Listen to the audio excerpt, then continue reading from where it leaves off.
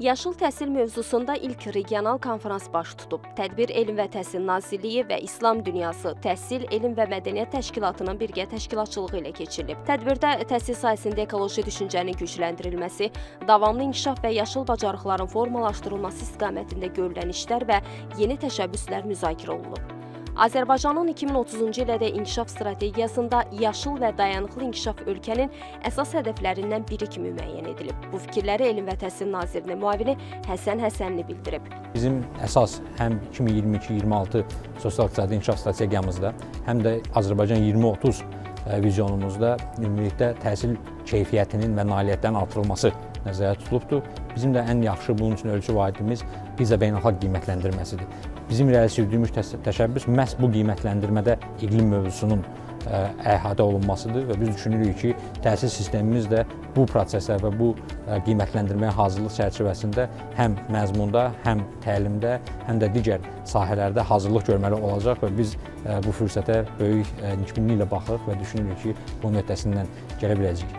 Digər çıxış edənlər təhsildə müəllim hazırlığı proqramlarına yaşıl bacarıqların daxil edilməsi və region ölkələr arasında təcrübə mübadiləsinin gücləndirilməsi ilə bağlı təkliflər səsləndiriblər. Qeyd edilib ki, yaşıl təhsil anlayışı gələcək nəsillərin ekoloji dəyərlərlə yetişdirilməsi baxımından xüsusi əhəmiyyət daşıyır. Mən inanıram ki, bu proqram, texniki seminar məktəbdə gerçək təhsil həyatı qurmaq üçün göstərdiyimiz töhfə və səylər baxımından çox əhəmiyyətlidir.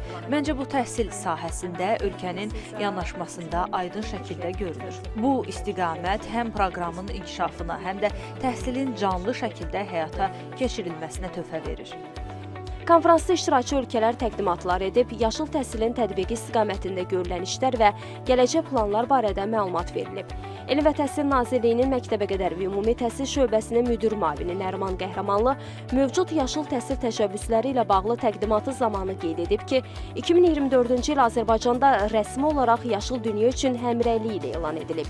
UNESCO yaşıl məktəblərin tanınması proqramı uğurla irəliləyir. Artıq 3 məktəb yaşıl addımlar qiymətləndirmə kriteriyaları əsasında akreditasiya olunub və bu sayını artırmaq üçün işlər davam etdirilir. Daha sonra iştirakçılar STEAM mərkəzini ziyarət edərək burada həyata keçirilən layihələr, tədris prosesinə inteqrasiya olunan innovativ yanaşmalar və praktiki məşğələlərlə tanış olublar. Yeni yaranan texnologiyaların köməyi ilə uşaqlara tədris aparılır. Mən görürəm ki, bu uşaqlarda tənqidi düşüncəni və sosial əlaqələri çox gücləndirir. Onlar birlikdə oynayanda və işləyəndə bu həm öyrənmə nəticələrini, həm də ümumi təhsil mühitini yaxşılaşdırır. Ümid edirəm ki, Afrikada da bu cür bir mərkəz yarada bilərik. Odur ki, yaşıl təhsil yalnız ekoloji təşəbbüs deyil, həm də dayanıqlı gələcəyin qurulması üçün strateji yanaşmadır. Qeyd edək ki, tədbir sabah da davam edəcək.